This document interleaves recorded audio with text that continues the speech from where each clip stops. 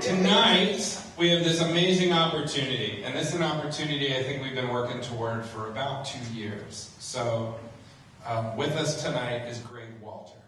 I'd like to welcome Greg Walter.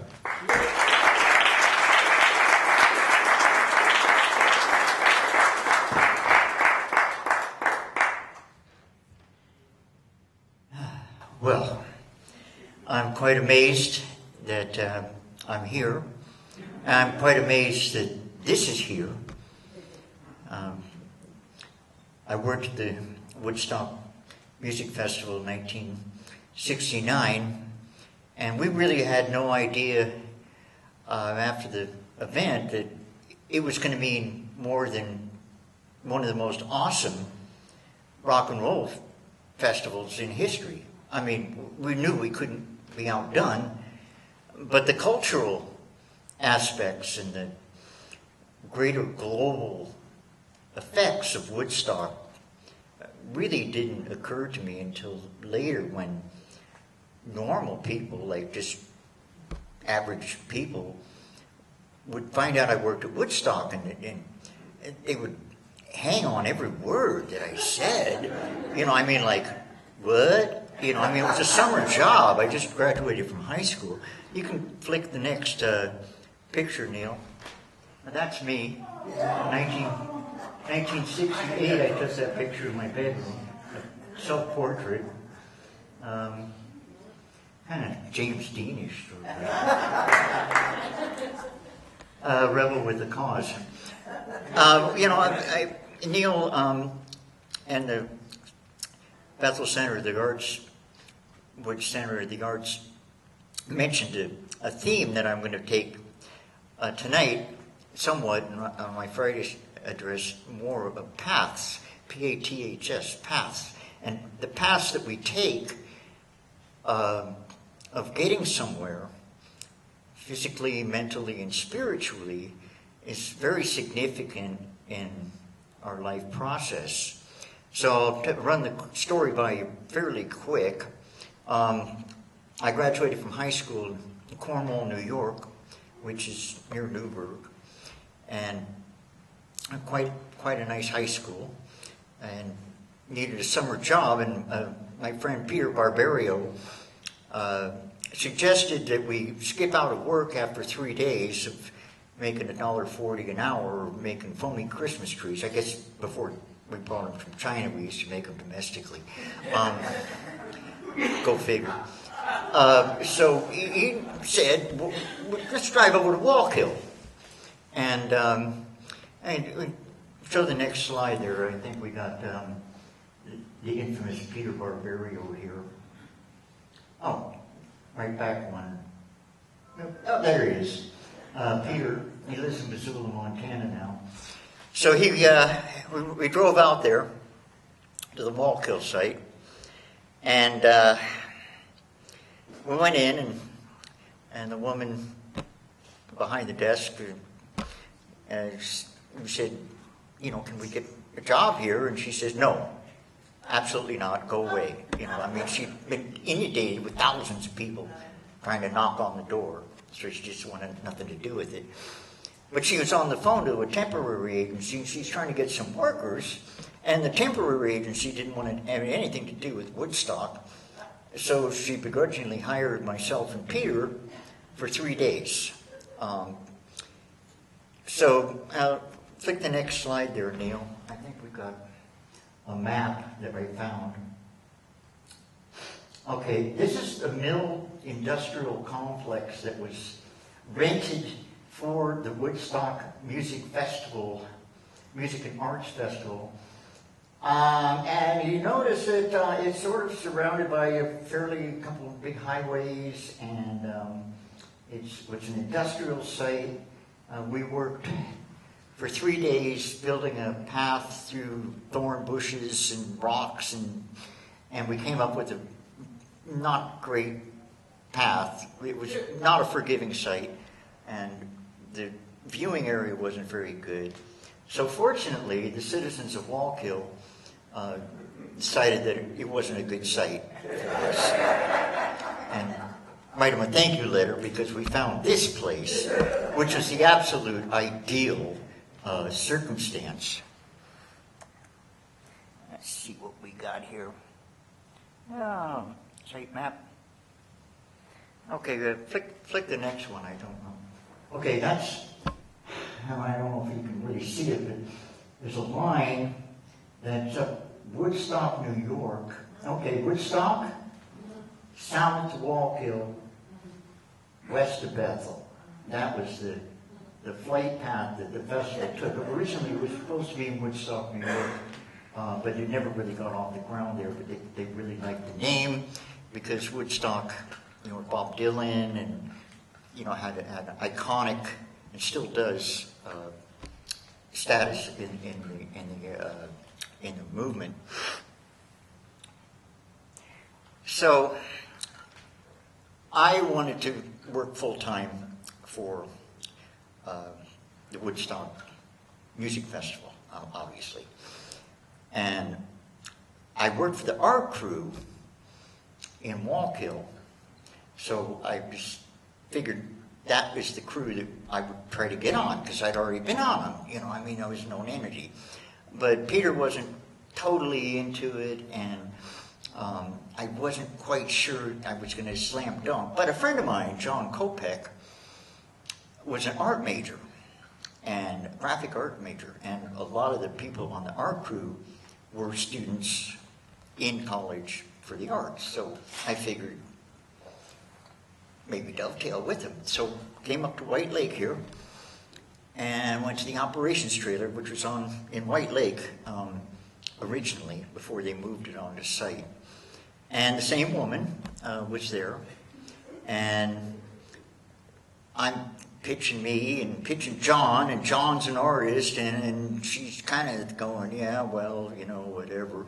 But the art crew showed up, and the head of the art crew, and right at the same time as we were standing out in front of the operations trailer.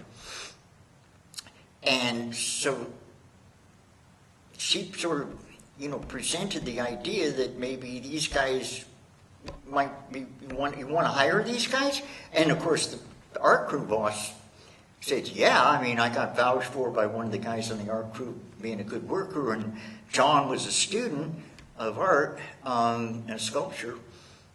So he went, fine, I'll get another couple people on the crew. Bonus. So lo and behold, we got hired. So I think that was on a Wednesday or Thursday, and told report to work for the next Monday, which is about 4 weeks before the actual festival. And so we rented a room in White Lake, and the next day we showed up with the art crew. And lo and behold, they told us that we not only got a job, but we had a place to stay, and we were going to get fed 3 meals a day. And nice. So we stayed at a place called the Diamond Horseshoe, just outside of Monticello here. It was a pretty funky Borscht Belt hotel. Let's see. So the art crew, run the next picture. The guy wanted to building the, I believe that is the pit that we did lunch in and hung out in, and it was kind of a gathering pit type of thing. And I believe it was the first thing that we built. That is the bridge across the Groovy Way Trail. That's a bridge. Yeah. He's building a bridge on the Groovy Way Trail. Mm-hmm.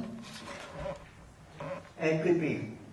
Yeah, probably in the crafts area. Well, it's similar. We did build this pit thing, and the jungle gym was actually built in Wallkill.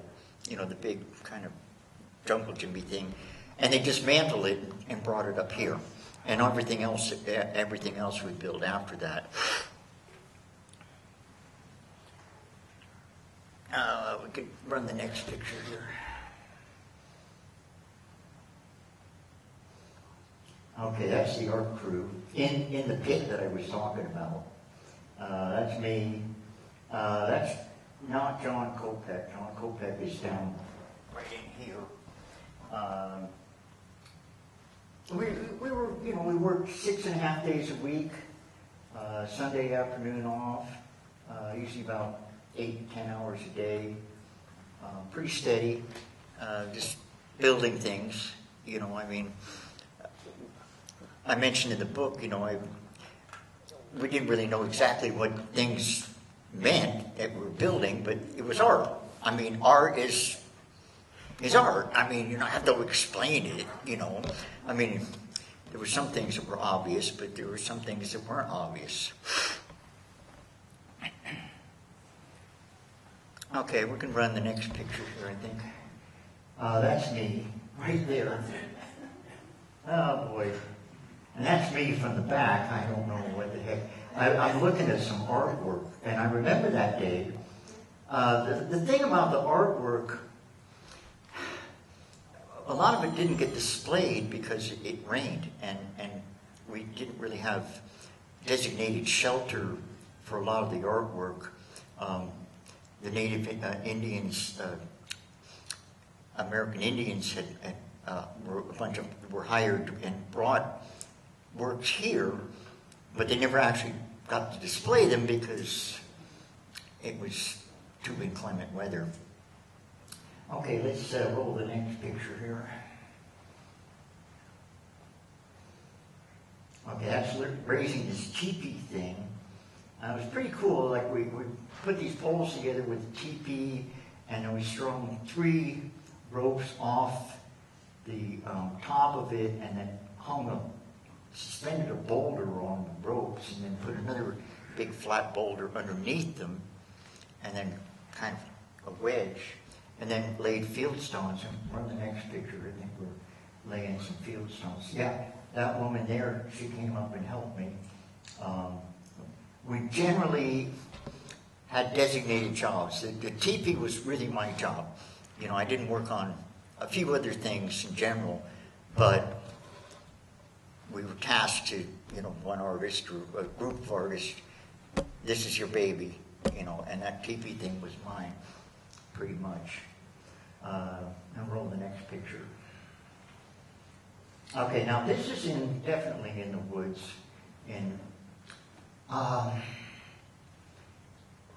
Very interesting. About 10 days or so before the festival, somebody came up to the crew boss there and said he had to bring 3 or 4 of us to build the crafts area. And he wasn't really happy losing 3 or 4 employees, but I was designated to go into the woods, which we've been working right next to for, you know, weeks. And the first time I went into the woods, it was just amazing. You know, I mean, it was so lush, you know, compared to Wallkill. And it was just beautiful ferns, and the 4 of us, I think there was 4 of us on the first day, kind of got together and figured out, what are we going to do here? And so we're going to make paths and stuff, and we followed the contours of the land, and we really looked for animal paths, right? I mean, animals had been running around there for centuries, so they made little paths, and we followed basically the animal paths. And probably in 4 days, we pretty much cleared out all the paths and some areas that vendors eventually used. And I never went back into the woods until Sunday morning after Jefferson Airplane. I mean, I just didn't have the time or wherewithal. Okay, Playground TV Crafts Area, Woodstock, right? Okay, so we worked, you know, I mean, for 4 weeks. And the night before the festival, we got back to the Diamond Horseshoe, and there was about 20 of us, 15, 20 of us only. And we were having a bowl of soup, and somebody ran in and said that the place had caught fire. And so I thought, yeah, big deal, you know, a smoldering ashtray or something, you know, and went back, and the whole basement was shooting flames out of there. And fortunately, the hoses worked because the fire inspector made the owners fix them. And we damped it down, and the fire department came. but they had to drive on the wrong side of the road because it was gridlocked all the way from the Diamond Horseshoe, which is really near Monticello, to the site. And we damped it down, or they damped it down, and we probably got maybe 2-3 hours of sleep that night. And basically, Friday night, I think I got maybe an hour or 2 sleep. And Saturday night, I didn't get any sleep. And so like 4 or 5 hours of sleep between the time Thursday morning and Monday morning when I left. Take the next picture. Okay, so we get to the Woodstock site Friday morning, and we discover that we had lost all our security. The New York City policemen had gotten notice that if they worked at Woodstock, they were going to get fired because they weren't supposed to do outside security work under contract. So they left. I mean, maybe 4 or 5 of them. But I mean, you don't really turn down a job with the NYPD to do a 3-day hippie festival. Not anybody in their right mind anyway. So I think Wes Pomeroy came to us and, the whole crew, and said, like, we're desperate for security, so you guys are security. And it's like, ooh. I mean, I didn't know what I was going to do during the festival. I was going to get to go and everything. But all of a sudden, I had this responsibility of being security. I was 18 years old, but, I took it pretty seriously. So I walked around that day, and this is Friday morning. The playground would be over in here, and I don't know what this road is called, but, it's a nice picture. I'll roll the next one. And people camping out. I believe this is in the playground area. It looks like the lunch pit over here, but I'm not quite sure. And the next picture is the field below. The hog farm would have been over in here. The playground was up in here. And then that's Yasker's farm back in there. And kind of cool cars and everything. But, people were just kind of showing up, and it was very casual. I mean, nothing had happened yet, and there wasn't all that many people. I'll roll the next picture. So I kind of headed over. They told us that we were to report to the stage. So on my way to the stage, I took this picture. I'm kind of like normal people just showing up, and everybody's clothes are clean. It's definitely Friday. This next picture is kind of interesting. That is the heliport, eventually the heliport area. And this is taken Friday morning, and you can see, it's a pretty darn good sized crowd even on Friday morning, but it's still a little bit sparse. The next picture is interesting. Basically, it was lush. It was grass, green grass, and eventually all of this would be mud. But it was quite a beautiful sight. Like I say, the Yasker site compared to Wallkill, just hardly any comparison, really. Okay, next picture. Okay, this is the stage, and I believe this is Friday morning because I didn't really take my camera to work hardly ever. I took it to the festival, so this is the state of the stage Friday morning. I mean, there's no roof. It's still under construction, basically. I mean, they didn't really get the roof together hardly at all. They faked it on Saturday, but Friday night there was virtually no cover, and that's when Credible String Band couldn't play because it was just too wet. You can flick the next picture. Okay, this is the gate that I was working. Now, the two areas And you're familiar with the aerial shots of the big peripheral areas on the sides of the stage. That was my designated area, stage right peripheral area. I did spend some time doing security in the photographer's area and the photographer pit in front stage, but the majority of the time I spent near the stage was during this. And this guy had recruited into security. He was named St. Mark's Joey. He's from St. Mark's Place down in Greenwich Village, and he was quite the character. But I mean, we roped everybody that was semi-normal, in the security. It's like, oh, you're kind of like you're speaking in full sentences. Would you like to do security?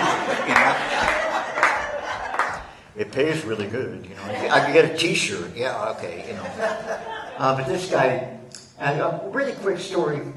This gate was has ropes on it now, but before that, it didn't have ropes on it.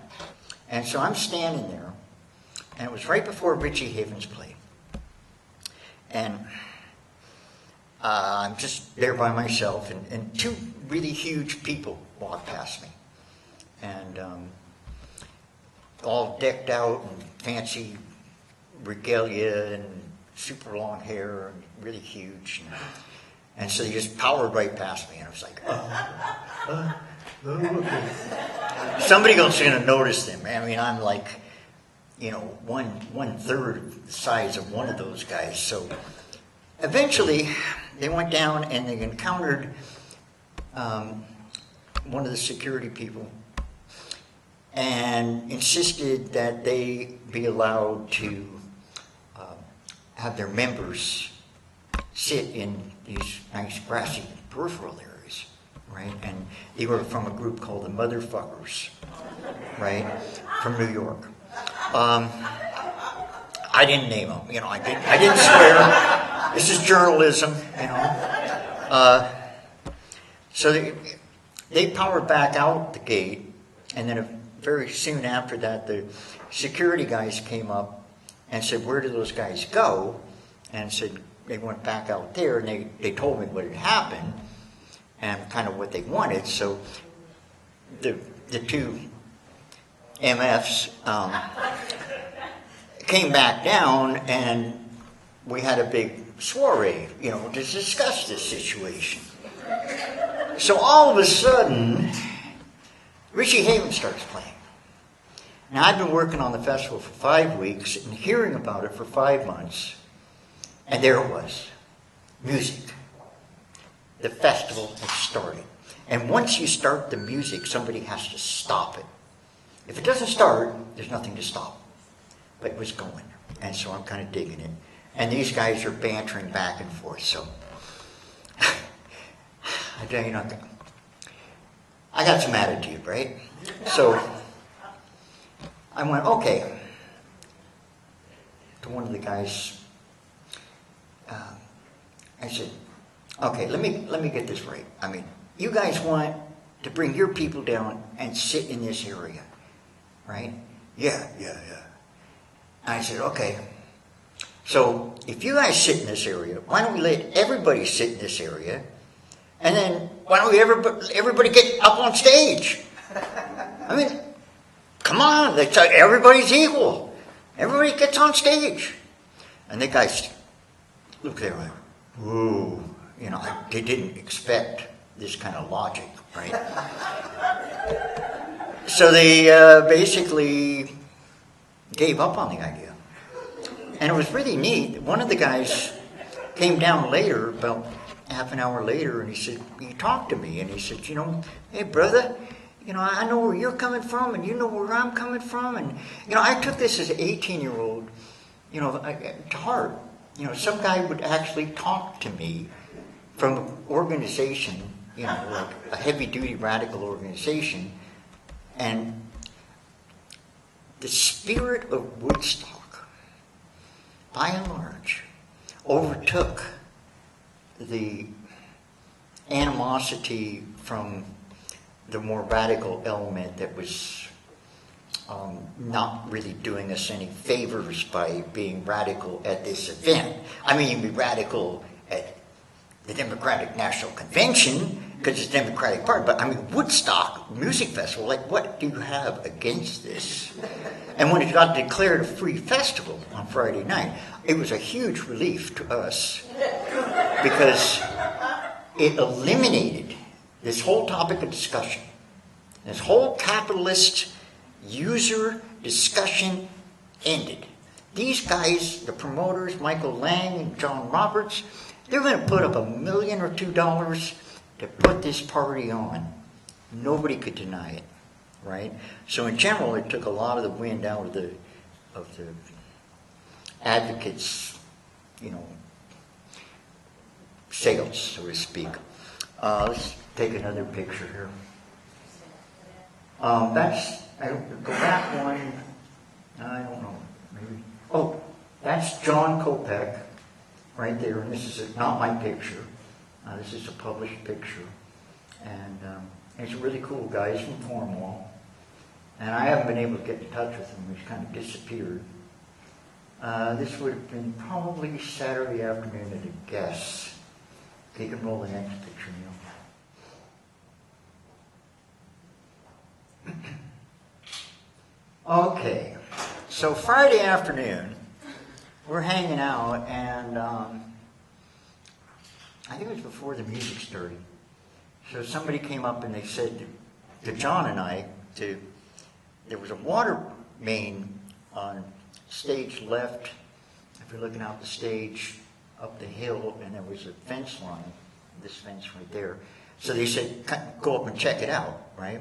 Well, interesting point. What they counseled us to do was, if we encountered a problem that we couldn't solve, forget it.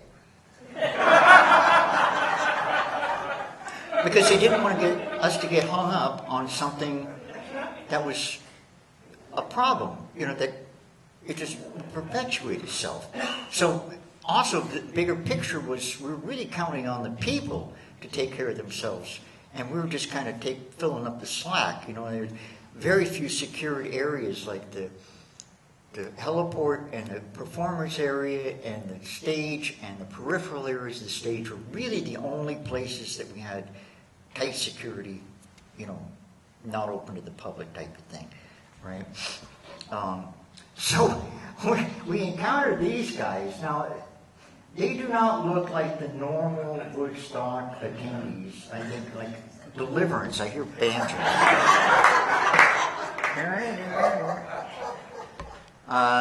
I don't. They were really surprised to see us because we had the jackets, the blue jackets with the insignias on it and stuff, and they were kind of like, "Ooh, what we're doing wrong," It's like, I don't know, interesting picture. Okay, we'll roll the next one. This picture is probably Tim Harden, Friday night. All these pictures are obviously analog. I mean, that's one of the reasons you're valuing this. I mean, no smartphones. There wasn't that many pictures taken. Henry Diltz, Lisa Law, John Landry, maybe a dozen other photographers were it. I mean, nobody really had a really decent camera or knew how to use it. I roll the next picture.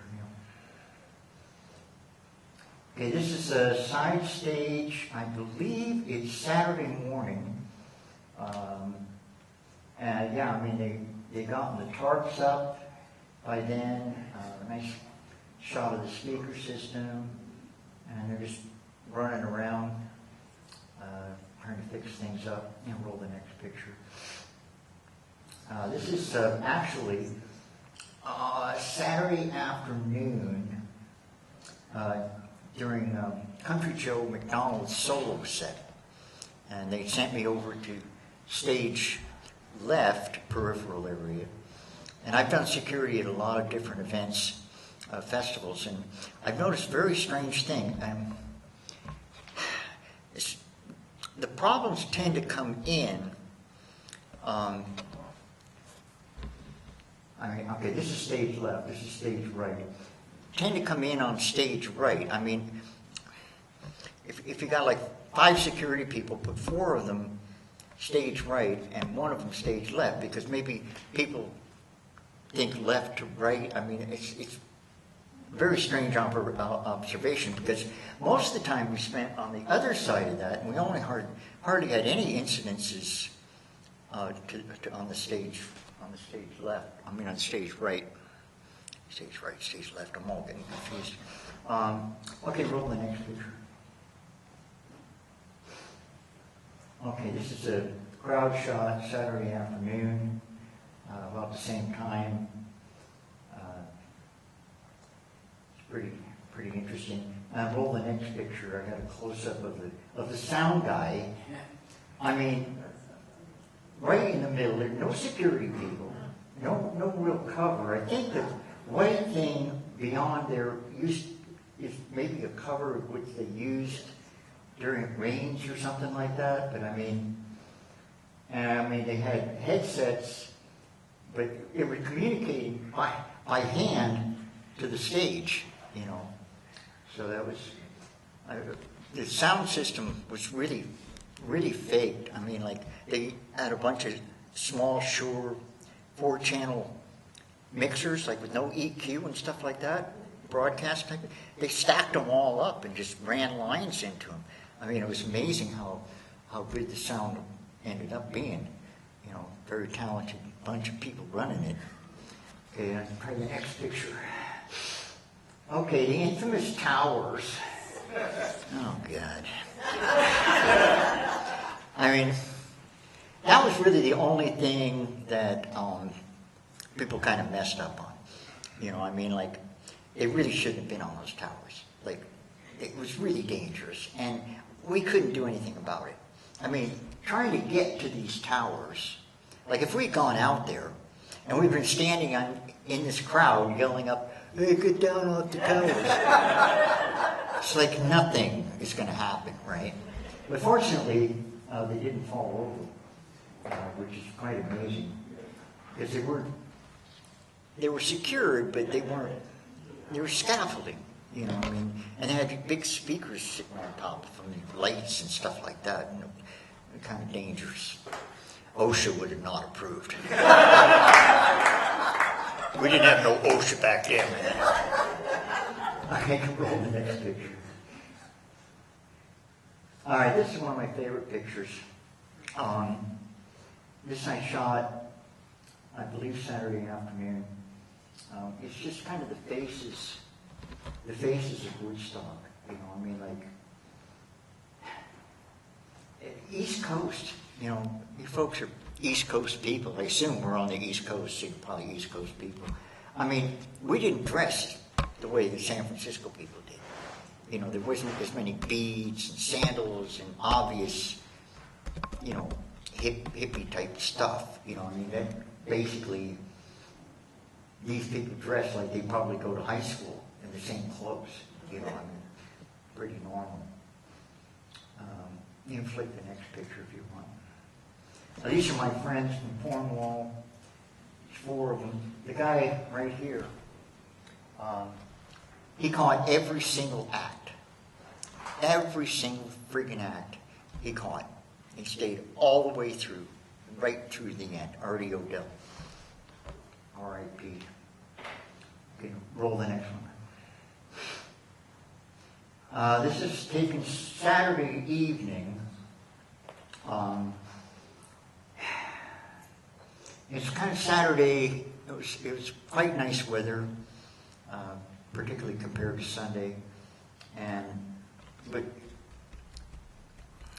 things change when the sun goes down, and especially when you're on security, it's like all of a sudden you can't see anybody.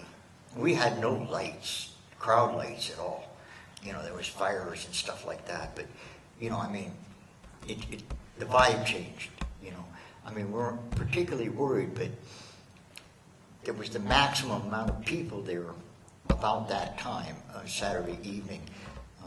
We were pretty stressed out for room. During the Grateful Dead set, John came to me and said, you know, the people are so pressed in that they're pressing against the fences, and it's just like, and so we went out on the road to see what was going on, and I instantly realized that it was hopeless being out of the compound because we're just buried in 500,000 people. So I think the Grateful Dead, it took a long time to set them up and a long time to take them down, and the music wasn't easily relatable, just to put it mildly. I mean, like, it wasn't like toe-tapping music, you know. So a lot of people, I would say almost maybe 100,000 people left between the beginning of the Grateful Dead set and the beginning of Creedence Clearwater. And that loosened things up. I mean, all of a sudden they had room to maybe dance a little bit or something like that, you know. And Creedence was so incredible after the Dead because it was super understandable music, like totally dance music, like, you know, it's like really cool. Roll the next slide. I had the opportunity Saturday night of being moved to the photographer's pit during the Who set. And I didn't get that many pictures of performers because I wasn't really accessed to them. But it was pretty darn incredible. And I'll share you with a quick story. I was in the photographer's pit, and this guy, he was about this tall, and he had curly hair, and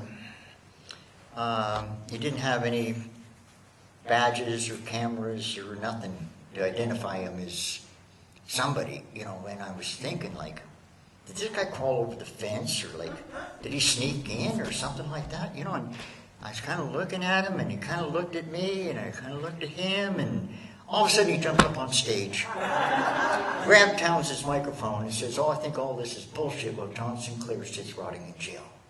Abby Hoffman, right?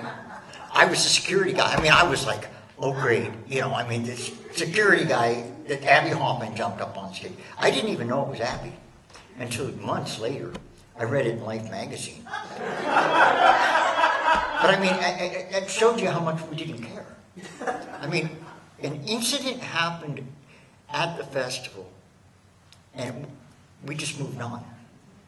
You know, I mean, we bookmarked it for memory. We just had to keep moving. And the next incident was just around the corner, you know. But I did wonder why the guy wasn't thrown off the stage. I mean, he just hung out, you know, but it's Abby's moment of glory or whatever. You can roll the next picture. That's the Who, obviously. That's Townsend kneeling down, and then that's Townsend jumping up in the air. It's a really good set. I don't care what they said. That's all four of them. Entwistle, Daltrey, Moon, and Townsend. And then the Grateful Dead came, and Chris Slick comes out, and we're all pretty burnt out. And it's dawn. I mean, it's light. You know, it's like, it says, are you ready for some Morning Maniac music? You know, I was like, yeah, okay, sure. You know. But they play a really spirited set. Nicky Hopkins was on keyboards, and he was a hero of mine. I'm a keyboard player. And then I went back to the woods for the first time since pretty much helping to build it. Next slide. And I took a few pictures, and that's just the path, you know. I mean, I think that they helped use this to identify where they were making the new paths and stuff like that. But it's very so quiet and serene, you know, after, 16 hours of rock and roll, you know, I mean, just in the woods, you know, it's really a magical really magical woods. You know, I mean, even for the first time I went in there, before anything had happened, it's got a really, really good feel to it. And then there were some people, very few people, in the woods. It was probably about 8, 9 o'clock in the morning. But this next picture, there was a few vendors. It's kind of washed out because of the lights and stuff like that. But this next picture turned out pretty good.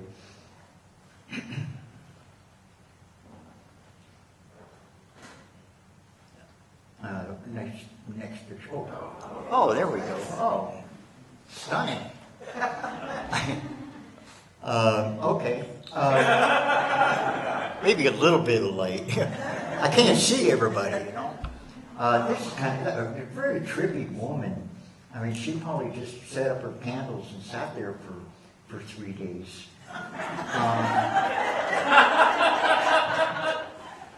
But, you know, she didn't say anything. I mean, she just sat there. Ooh, you know, maybe she was on drugs. Well, maybe she wasn't, you know. Some people are naturally high, right? So this picture was taken Tuesday, but I included it because it's a picture of the operations trailer at the top of the hill. And after I left the woods, I walked up to the operations trailer. It was probably about 10:30 Sunday morning, and there wasn't anything really going on. And I'm just sort of standing there, and I see this guy walking towards me, a young guy, maybe 22, 23, and he looked like a local, you know, like a farm boy. And I really noticed him because he was like white, he's pale, his eyes were dilated. I mean, he was just like in shock. And he walked up to me, and he said, "I think I just killed somebody." And I was like, "Oh, I think you better go in the operations trailer and talk to somebody." You know, I mean, I was out of my hands. He was the kid that drove over, the tractor driver that drove over the guy sleeping up on the farm road. I was the first Woodstock employee that he encountered. And I've never seen anybody in shock like that. You know, I mean, it was just like, because, I mean, he's just driving along and thump, and he just, whoa, you know. Roll the next picture.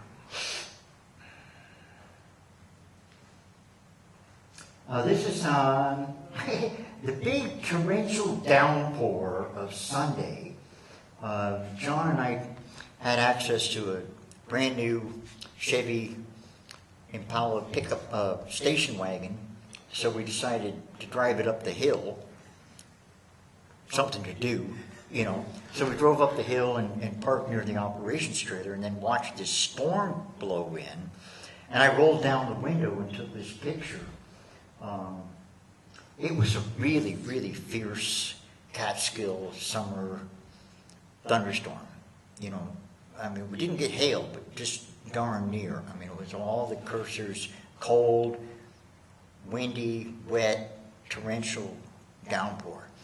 You know, so that's a cocoon shot, I think. This is John and I. Sunday afternoon, I took the majority of the pictures that I took.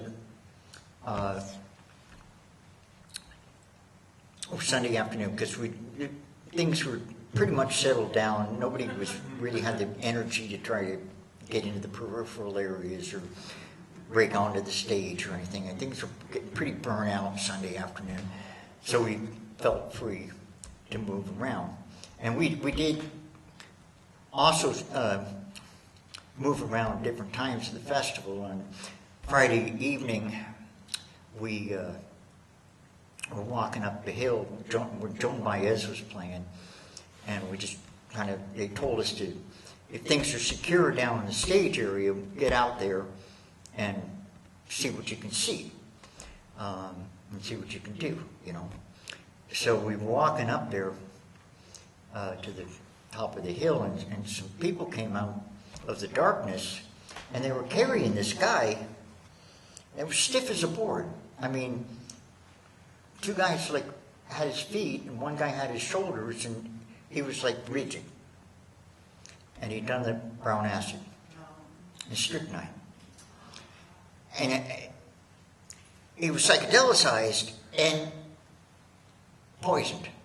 So, I mean, the conscious mind was psychedelic and he was rigid in the poison.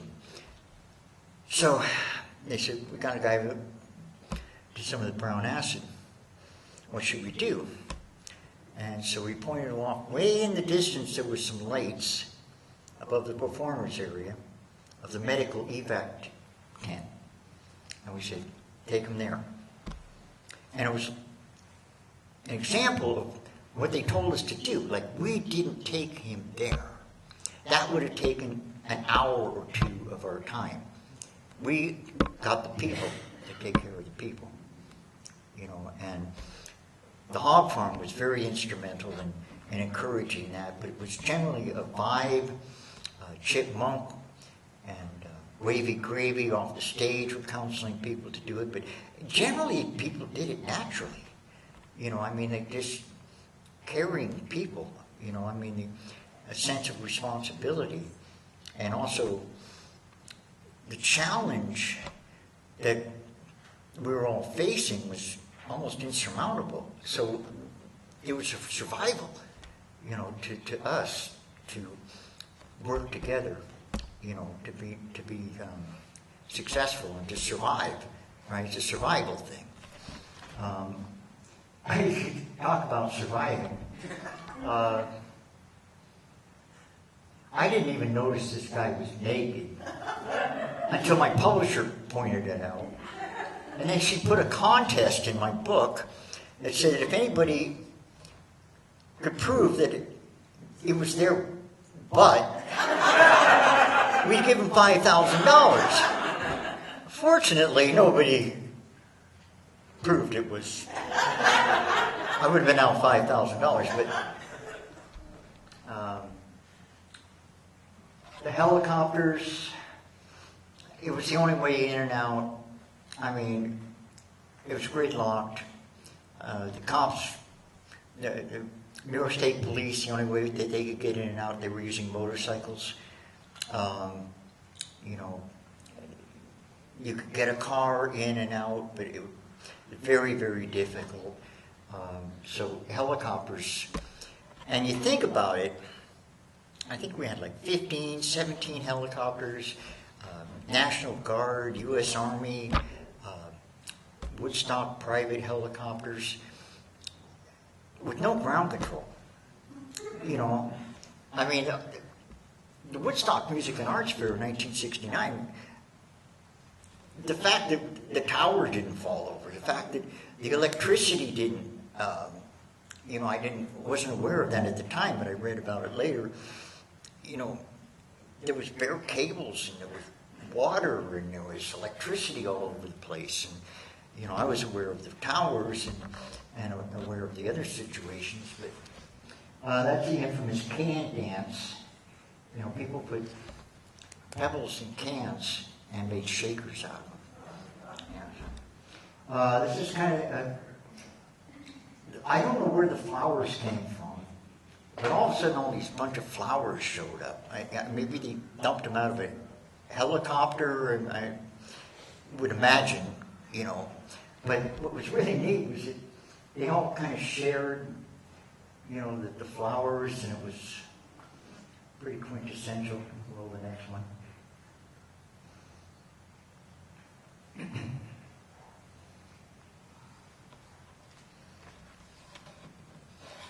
You can roll the next one. Okay, that's it. Go back one, Neil.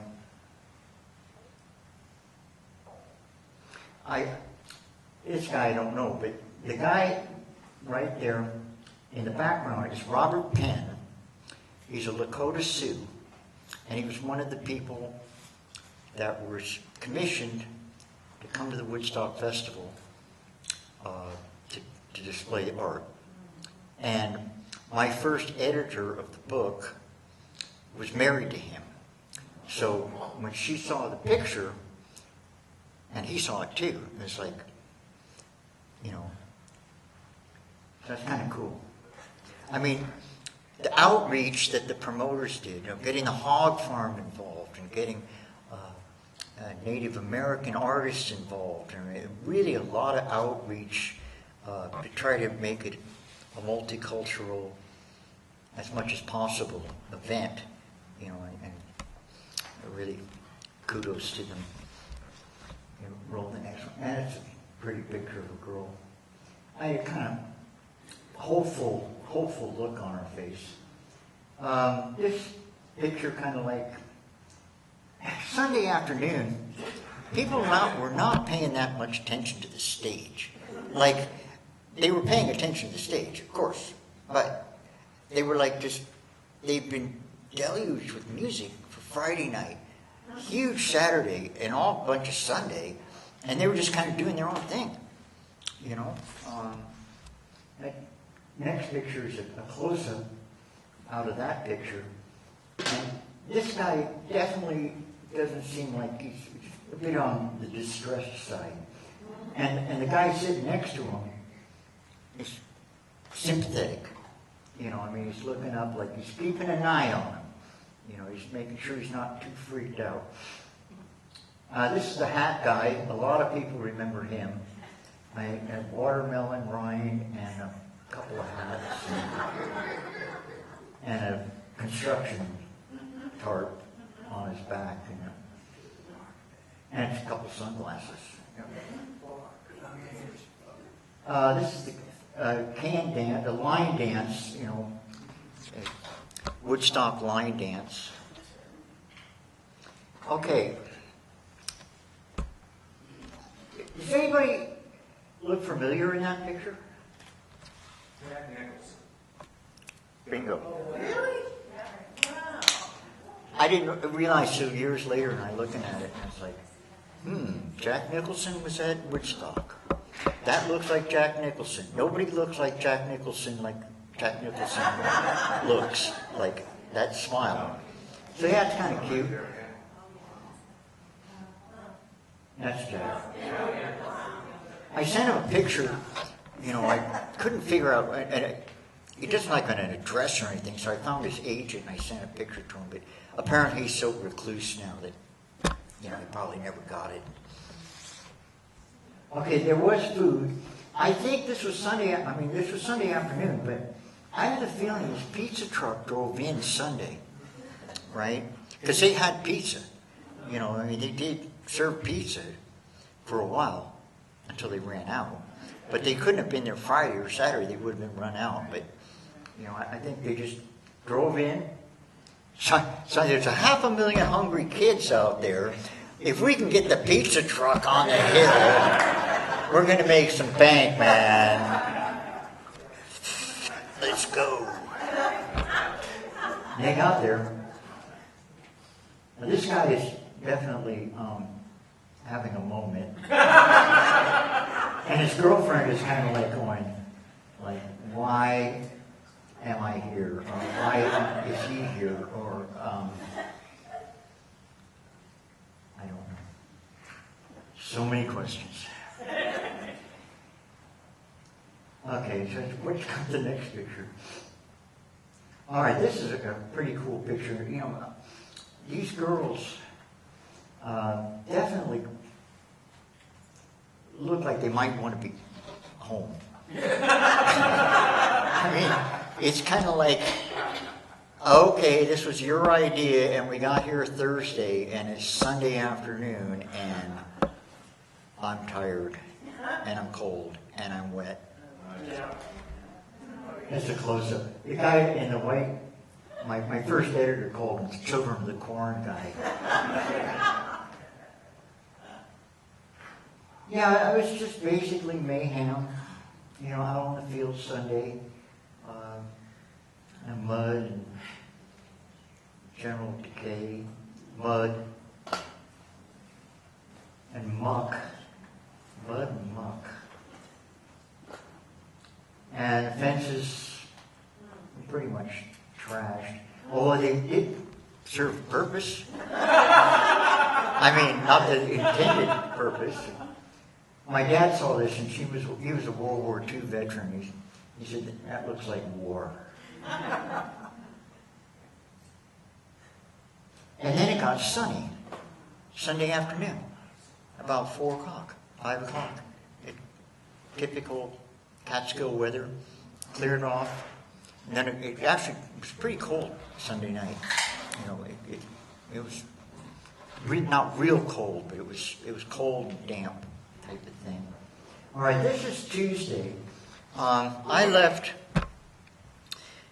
admit, I left before it was over.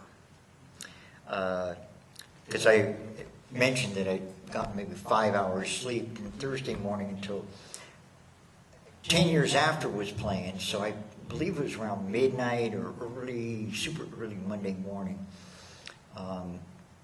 And there wasn't that many people. And the people that were there, they didn't pose any security risk at all. I mean, they were basically so tired and brain dead. And, you know, I mean, they just couldn't create problems even if they wanted to, you know. And Alvin Lee is playing Going Home. And it's about 15 minutes into the solo, maybe 20 minutes, one of the guys came up to me and said, there's a ride back to the Diamond Horseshoe. You want to take it? And there wasn't very many rides to the Diamond Horseshoe. I mean, it just didn't happen very often. And I looked around, and it's kind of all the beautiful people that left. And, you know, I mean, admittedly, it was great music I missed. Crosby, Stills and Nash, Paul Butterfield, you know, I mean, all kinds of people, Johnny Winter. But I didn't care. You know, I was like those girls under the tarp, you know, just, okay.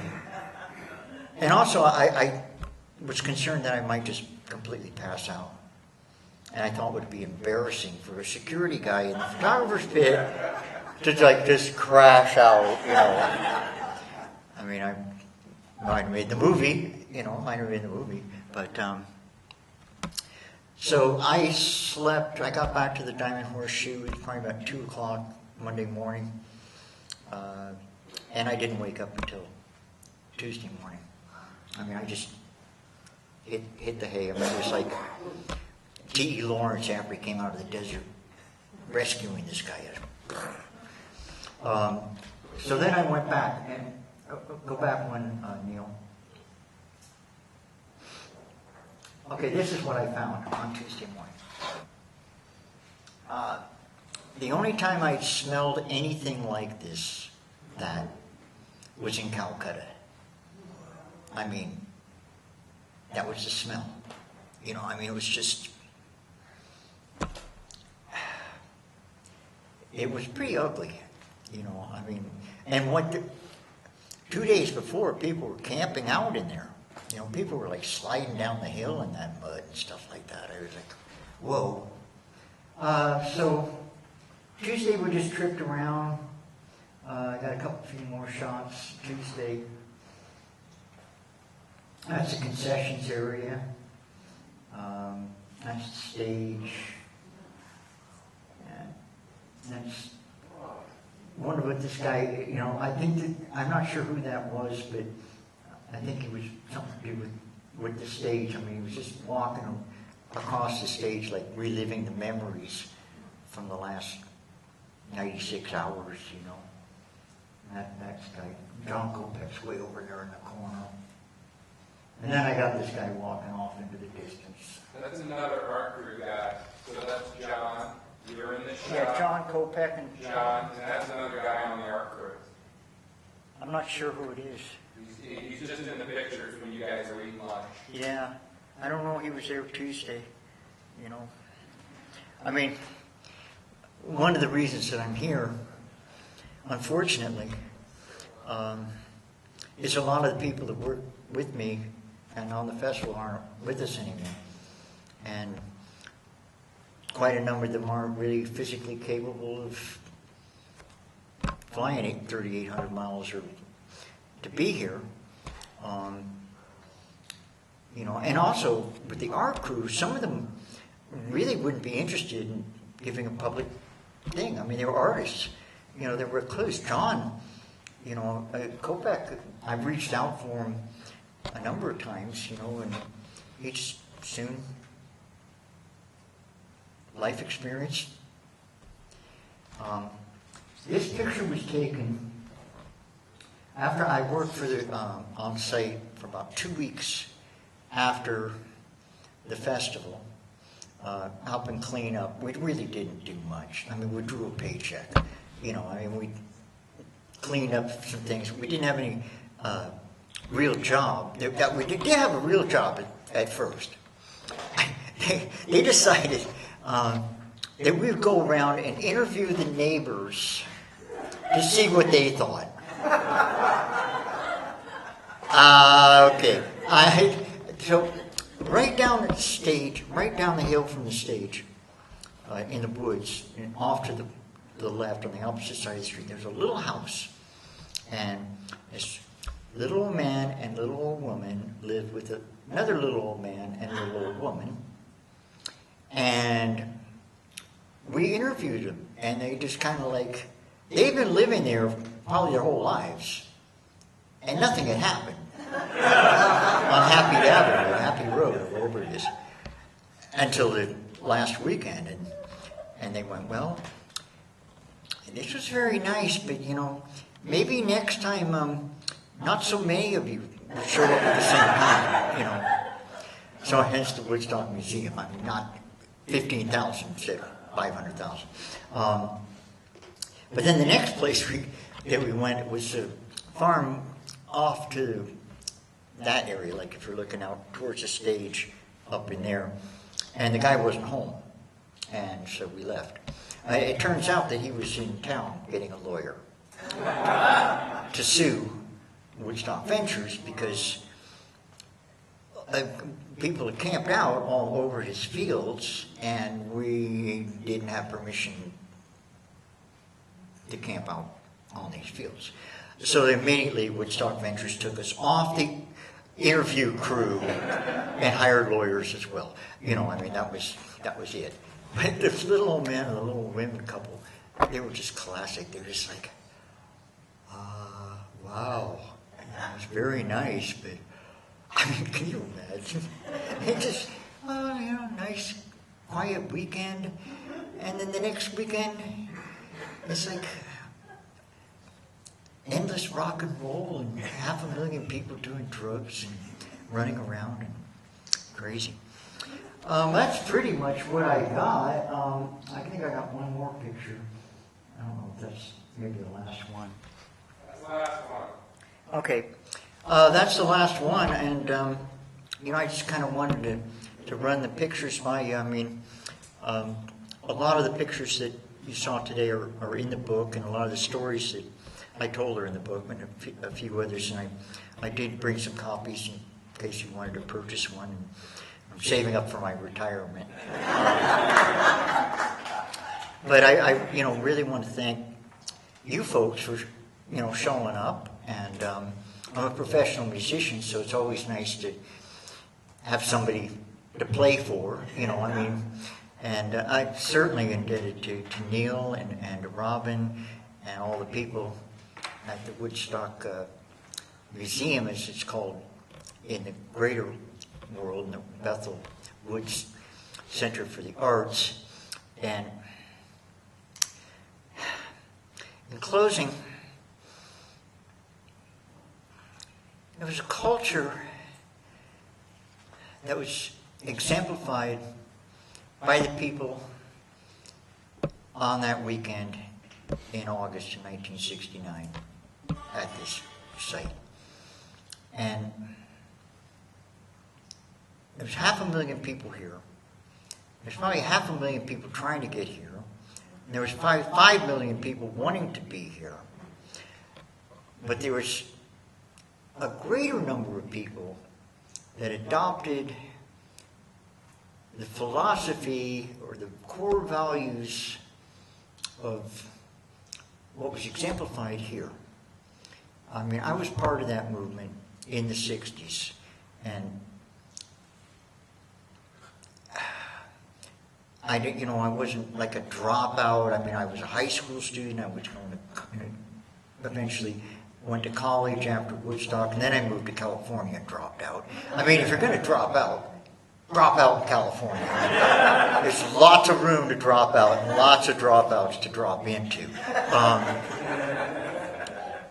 But these are difficult times. I mean, they've always been difficult times. It's nothing new. I mean, human race has dealt with autocracy and economic disparity and all kinds of unfairness since the beginning of our civilization. But right now, as Americans, I live in Canada full time now, but I'm an American at heart and really believe in this country. And what I'm getting to is that the people that weren't at Woodstock, that subscribed to the values of Woodstock, they were out there. And they're still out there. There are people like yourselves. Some of you might have been at Woodstock 1969. Some of you might not have been. That's beside the point. But you're part of a movement. You're part of a philosophy. And it might be outrageous for me to say that, but if they had adopted some of the values, or the core values of what we're expounding in 1969, there wouldn't be any problems right now. I mean, there would be some problems. But if they really adapted it, society did not like some of the principles that we stood for. I mean, you might think the obvious ones were sex, drugs, and rock and roll. But they incorporated that into their culture. And long hair. Don't let my long hair hide my red neck. But they didn't like the core values. I'll use an example. Minimalism. Do not use anything more than you need. Western economies are built on consumerism. They did not like the idea of spreading the idea of minimalism.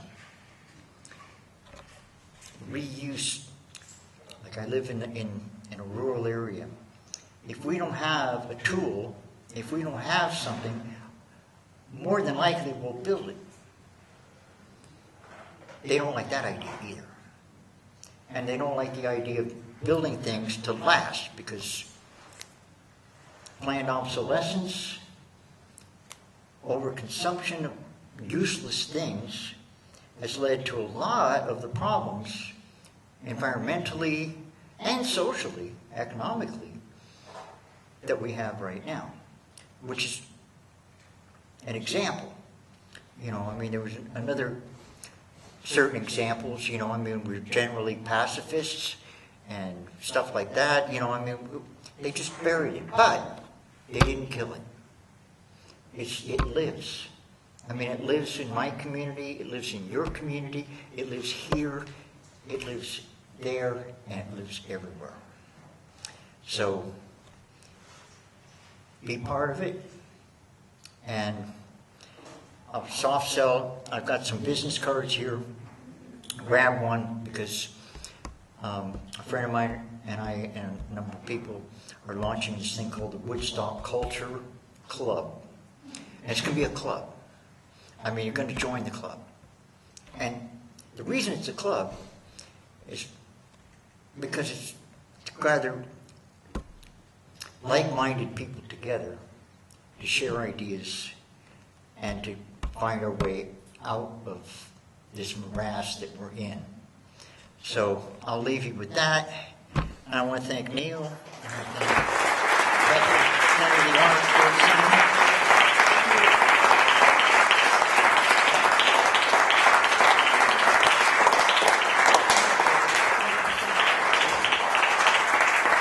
one of the things I'd like to say before. Also, if anyone wants to come see him present again Friday night, that's great. You're welcome. Anyone's welcome to come. 8 o'clock Friday night, Market Shed 1. Greg Walter shot 57 slides at Woodstock. He carried his camera not when he was working, but on these kind of odd times when he wasn't working. Though, what I think from his slides is that when they ask him to work security, he's behind stage. He talked tonight, maybe he had a couple of breaks. But what his slides suggest is that he's on stage from first note through Jefferson Airplane. It's about 48 hours working security nonstop without sleep. Right? And in that time did not go back to the hotel and the Diamond Horseshoe where people were staying. That's a very interesting thing for us when we look through his slides and we kind of look at these histories. His slides and stories document 3 art crew that are behind stage, and so we know there are at least 3 of the art crew that are behind the stage. We know of one that is working helicopters. We have him. He's in a lot of photos, still shots from documentaries. And what Greg shoots that's really important, I don't know that he realizes how important these slides are. What we believe, he shoots the helicopter that's dropping flowers, and then he shoots about 6 photos of people with flowers after the flower drop on Sunday, and he's walking through the crowd in the rain, and no one is shooting those, right? None of the professional photographers are shooting that because none of them are out in the rain. But what his story indicates is that he and his friend John Kopek drove a car up in the rain, and then what I think is right after it stopped raining, he got out of the car and walked down the hill in the rain, shooting people after they had picked up flowers.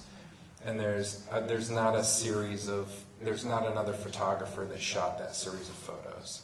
So in a way, again, for us here, what you all see us do and what we do, they all play into a bigger picture, which is trying to put all of these stories together that tell a whole story. What do we say? Woodstock's not one story, it's... But when you see this one story, what it does is it really fits into a place that there's not a lot of known history. And what he has brought to us this week is really his knowledge of a known history. Thank you very much.